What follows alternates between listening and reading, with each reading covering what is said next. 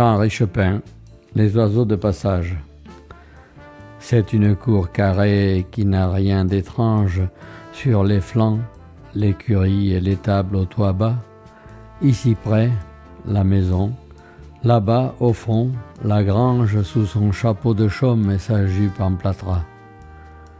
Le bac où les chevaux au retour viendront boire. Dans sa berge de bois est immobile et d'or.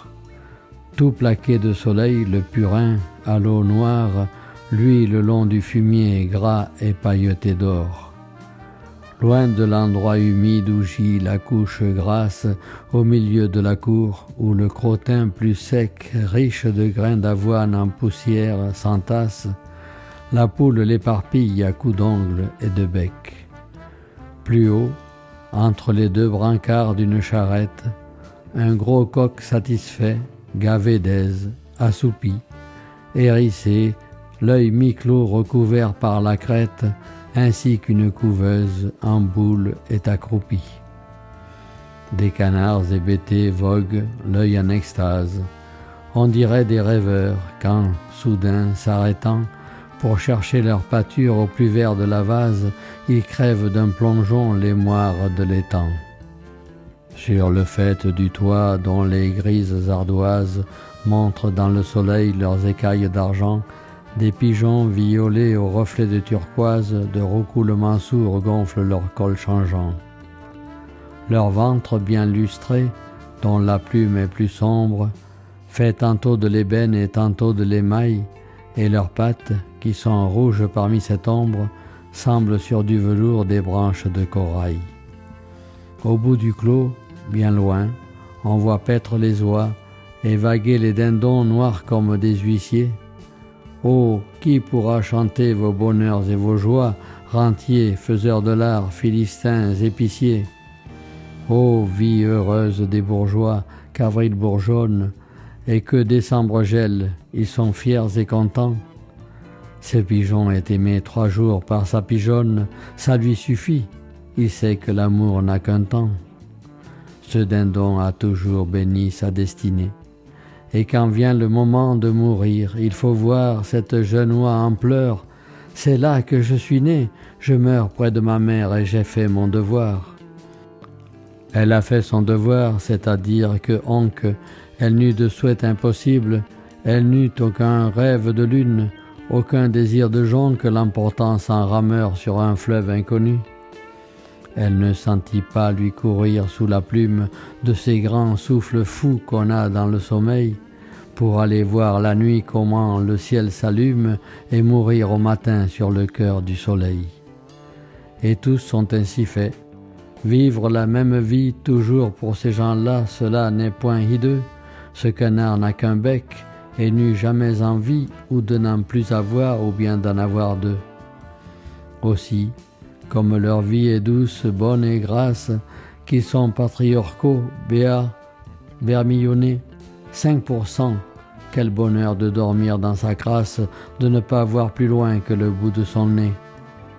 N'avoir aucun besoin de baiser sur les lèvres, et loin des songes vains, loin des soucis cuisants, posséder pour tout cœur un viscère sans fièvre, un coucou régulier et garanti 10 ans. Oh, les gens bienheureux, tout à coup dans l'espace, si haut qu'ils semblent aller lentement, un grand vol en forme de triangle arrive, plane et passe. Où vont-ils? Qui sont-ils? Comme ils sont loin du sol. Les pigeons, le bec droit, poussent un cri de flûte qui brise les soupirs de leur col redressé et sautent dans le vide avec une culbute. Les dindons d'une voix tremblotante ont gloussé. Les poules picorant ont relevé la tête. Le coq droit sur l'ergot, les 2 ailes pendant, clignant de l'œil en l'air et secouant la crête, vers les hauts pèlerins pousse un appel strident. Qu'est-ce que vous avez, bourgeois? Soyez donc calmes. Pourquoi les appeler sots? Ils n'entendront pas. Et d'ailleurs, eux qui vont vers le pays des palmes, crois-tu que ton fumier est pour eux des appâts? Regardez-les passer. Eux, ce sont les sauvages. Ils vont où leur désir le veut, par-dessus monts et bois et mers et vents et loin des esclavages. L'air qu'ils boivent ferait éclater vos poumons. Regardez-les.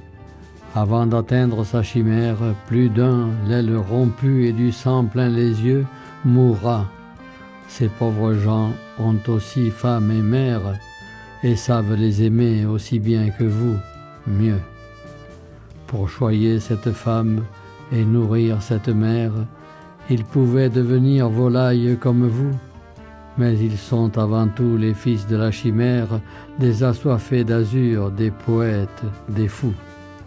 Ils sont maigres, meurtris, là, harassés, qu'importe, là-haut chante pour eux un mystère profond.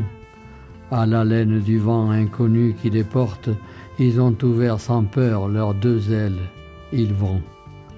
La bise contre leur poitrail siffle avec rage, l'averse les inonde et pèse sur leur dos.